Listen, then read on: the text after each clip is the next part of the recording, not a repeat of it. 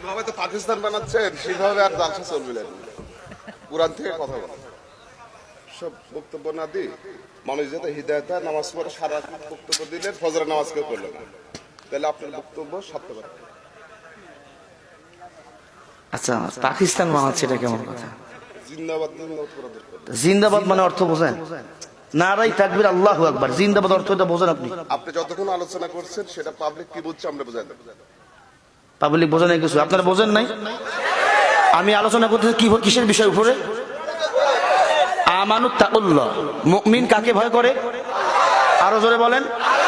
যার ভিতরে আল্লাহর ভয় ঢুকবে সে আল্লাহু আকবার স্লোগান দিবে, এটাই তো স্বাভাবিক। আল্লাহু আকবার মানে আল্লাহ বড়। আল্লাহু আকবার স্লোগানের বিরুদ্ধে কথা বলতে পারে? কথা বলেন না কেন ভাই? আমি আগেই বলেছি আমি কোনো দল মত করি না।